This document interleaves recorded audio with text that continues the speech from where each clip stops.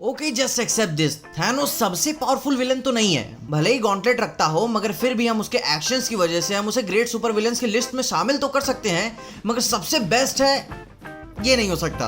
और अब मैं यहाँ थैनोस और डार्कसाइड का जो कंपैरिजन और वर्सेस करा रहा हूँ, उससे आपको यह बात तो रियलाइज हो जाएगी कि दोनों के बीच में विलेनियसपन में कौन ग्रेट है। तो कुछ पॉइंट्स हैं जिनके बेसिस पे हम ये डिसीजन लेने वाले हैं, लेकिन उससे पहले हेलो एवरीवन, मैं हूँ पीजे और आप देख रहे हैं पीजे एक्सप्लेन। तो बिना टाइम वेस्ट किए अपने सबसे पहले पॉइंट की बात कर लेते हैं कि दोनों का बेस ऑफ ऑपरेशन कहाँ है, मतलब यूनिवर्स की मारने के बाद कहीं तो जाना पसंद करेंगे ये। अब देखो, दोनों सुपर विलन्स इंटरगैलेक्टिक कॉन्करर्स हैं जिन्होंने hundreds and thousands of worlds को खत्म किया है। अब थैनोस बहुत ही बड़ी जानी मानी हस्ती है, इनका वांटेड लेवल ऐसा है कि लोग जानते हुए भी इनके अड्डे पे नहीं जाएंगे। भाई मरना किसको है। वैसे टाइटन इनका घर हुआ करता था, मगर ये ज्यादा ट्रैवल इन्फ्लुएंसर वाली वाइब रखते हैं, जिसकी वजह से इनके पास है सैंक्चुअरी, जो कि एक्चुअली में एक व्हीकल है। इसके अलावा थैनोस एक और जगह ठहरना पसंद करता है, जो है ब्लैक क्वाड्रेंट, जो कि एक्चुअली में मून्स और प्लैनेट्स का एक ग्रुप है थैनोस के अंडर में। अब इसकी जगह हम डार्कसाइड की बात करें तो वो अनक्वेश्चनेबल किंग है एपोक्लिप्स प्लैनेट का, वो भी बहुत ही ज्यादा रिसोर्सफुल प्लैनेट है वो, इन कंपैरिजन टू थैनोस के बेस ऑफ ऑपरेशन से। अब इसके ऊपर मैं पूरी गाथा नहीं कहूंगा, पर थैनोस के हाथ से ब्लैक क्वाड्रेंट चला गया है कॉमिक्स में, मगर यहाँ डार्कसाइड की बात करें तो उसका प्लैनेट जब जाता है तो वो भी साथ में चला जाता है, क्योंकि डार्कसाइड अपने किंगडम को नहीं छोड़ने वाला, मगर थैनोस ने छोड़ा है। अब अगला और बहुत ही जरूरी पॉइंट आता है इनहेरिटेड और एक्सटर्नल पावर्स। अब देखो, थैनोस की जो मेन केयर करने वाली पावर्स हैं जिससे खतरा हो सकता है, वो है टेलीकिनेसिस, टेलीपैथी, कॉस्मिक एनर्जी। मगर ये सब पावर्स थैनोस काफी किफायत से यूज करता है, और मोस्ट ऑफ द टाइम ये सब पावर्स तो वो यूज भी नहीं करता। मगर डार्कसाइड में ऐसा नहीं है, पावर है तो भैंचोद यूज करेंगे। Omega effect, omega beams, erosion blast, telekinesis, telepathy, ये सब तो है ही, और वो भी वाइडली यूज करता है। रिजरेक्शन यानी मुर्दों तक को जिंदा कर सकता है, वो भी बिना दस्ताने पहने। तो भाई यहाँ इनहेरिटेंस वाली पावर्स में भी डार्कसाइड आगे रहेगा। अब चलो बात हो गई इनहेरिटेंस वाली पावर्स की, तो अब लेकिन एक्सटर्नल पावर्स का क्या। थैनोस के पास एक फकिंग इन्फिनिटी गॉन्टलेट है, जिससे वो लिटरली कुछ भी कर सकता है, कुछ भी, बिना किसी यूनिवर्स में गए उसे खत्म कर सकता है। जैसे इंसान कुत्तों को पालता है, वैसे एवेंजर्स तक को पाल सकता है। तो ठीक, यहाँ डार्कसाइड के पास क्या है, कॉमिक्स के थ्रू आउट कहानियों में उसका सिग्नेचर वेपन है एंटी लाइफ इक्वेशन। वो भी अगर वो उस पावर को यूज भी करता है तो उससे क्या होता है कि लॉस ऑफ ब्रेन फंक्शन, जिससे वो किसी को भी अपना पर्सनल पपेट की तरह यूज कर सकता है। मगर इन्फिनिटी गॉन्टलेट यहाँ बाजी मार जाएगा।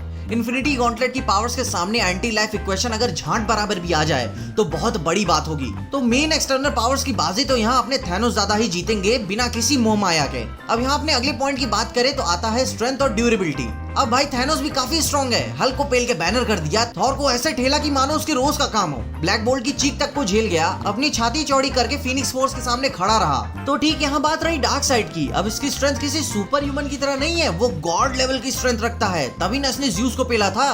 और ज़ैक स्नाइडर साहब जैसे कहते हैं, I use gods to kill gods. अब देखो, डार्कसाइड की छत्र छाया पूरे डीसी मल्टीवर्स में फैली हुई है। एक बार तो बस उसके गिरने की वजह से पूरे के पूरे एंटायर मल्टीवर्स के लौड़े लग गए थे, बस गिरने की वजह से। और एक बार तो उसने सुपरमैन को ऐसा थप्पड़ मारा कि वो ऐसा गिरा कि मानो डार्कसाइड किसी मक्खी को भगा रहा हो। तो भाई स्ट्रेंथ के मामले में भी डार्कसाइड आगे रहेगा। और जहां रही बात ड्यूरेबिलिटी की, तो यहाँ मैं एक टाई कंसिडर करूंगा, क्योंकि थैनोस, गैलेक्टस और ओडिन के हमले को भी झेलने के बाद भी स्लाइटली इंजर्ड ही कंसिडर किया जा रहा था। अब ठीक, यहाँ बात रही तो डार्कसाइड भी कमाल का ड्यूरेबल है। उसने लैंटर्न्स, डूम्सडे, ट्राइगन के भी सीरियस शॉट्स और हमले को झेला है। इतना झेलने के बाद भी तुम मुश्किल से ही बता सकते हो कि उस पर कोई स्क्रैचेस भी पड़े होंगे। और अब इतनी सब कुछ खूबियां रखने के बाद भी दोनों ने कभी कुछ जिंदगी में उखाड़ा है, मतलब कोई बड़ा हाथ मारा है। तो अब अगला पॉइंट है कि इनकी बिगेस्ट फीट क्या है इनके इंटायर लाइफ टाइम में। अब इतनी सारी पावर्स रखने का क्या फायदा जब तक आप कुछ बड़ा काम किए ही ना हो। अब डार्कसाइड ने बड़ा काम क्या किया है, हार्डली एंटी लाइफ इक्वेशन और and of the fourth world है। अब देखो, ये सब चीजें तो बड़ी हैं, मगर इनका कोई एनॉर्मस इफेक्ट नहीं पड़ा है पूरी यूनिवर्स पे। अब देखो, डार्कसाइड के काफी डार्क टेल्स हैं, मगर ऐसा लगता है कि वो एक लूप में फंस सा गया है।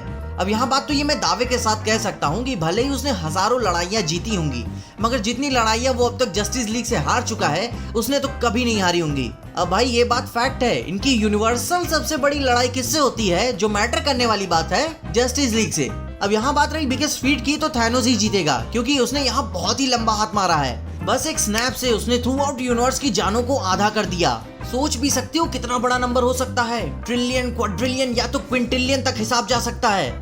उसके बाद भी कॉमिक्स में हाथ धोने के लिए सलामत हैं। अब भाई थैनोस ने काफी लंबा हाथ मारा है, सोच से भी आगे। और अब हम अपने लास्ट पॉइंट की बात करें, जिससे जज साहब ये बात साबित हो जाएगी कि हमारा विजेता कितना महान है। आता है एक्सपीरियंस। अब भाई एक्सपीरियंस एक ऐसा वेपन है जिससे आप हर एक पावर, हमले और घाव को झेल सकते हो। अब थैनोस यहाँ आता है करीबन 1000 साल के आसपास। अब देखो इतना साल भी काफी होता है कई सारी चीजों को सीखने का, नॉलेज को ग्रहण करने का, वॉर के टैक्टिक्स को सीखने का, कॉस्मिक साइंस को समझने का।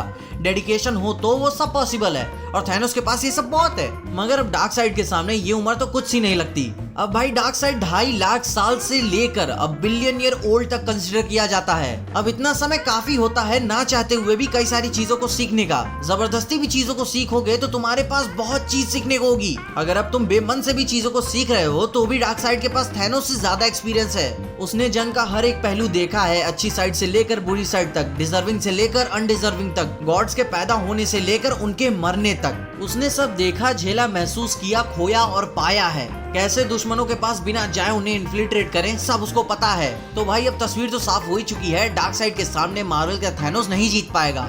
मे भी हो सकता है कि वो कुछ समय के लिए लड़ाई को हैंडल कर पाए, मगर in the end of the day dark side ही जीतेगा एट एनी कॉस्ट। अब तुम खुद अपने आप से ही सोचो कि डार्क साइड के पास ऐसी इनहेरिटेड क्वालिटीज है कि वो अनमैचेबल है। जैसे कि वो रुथलेस है, बिल्कुल निर्दयी, बच्चों तक को मारने में नहीं संकोचाता।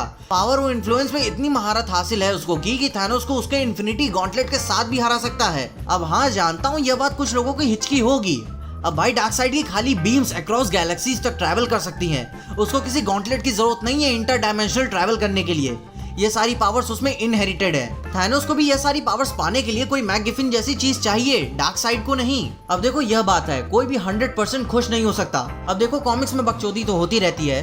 थैनोस को एक बार स्क्विरल गर्ल ने हराया था और डार्क साइड को ग्रीन एरो ने। अब बताओ, ये सारे सब मिलके भैंस चुतिया बना रहे हैं बादर।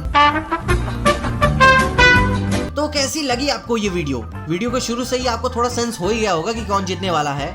आपको क्या लगता है कि कौन कहां स्टैंड करता है? कमेंट्स में उसके बारे में मुझे जरूर बताइए। या फिर कोई और भी इंटरेस्टिंग फैक्ट है दोनों लॉन्डो के बारे में तो उसके बारे में भी बताएं। इसके अलावा अगर आपको इस वीडियो में देखे कुछ भी अच्छा लगा, खुशी हुई या मजा आया तो लाइक मार दो इस वीडियो को। इस चैनल पर नए आए हो तो सब्सक्राइब तो हमारे दो इस चैनल को। ज्यादा अच्छी लग गई तो अपने दोस्तों शेयर भी कर देना। मेरे इंस्टाग्राम, ट्विटर और टिकटॉक हैंडल्स आपको नीचे ही डिस्क्रिप्शन में मिल जाएंगे। और देखते रहिए पीजे एक्सप्लेन।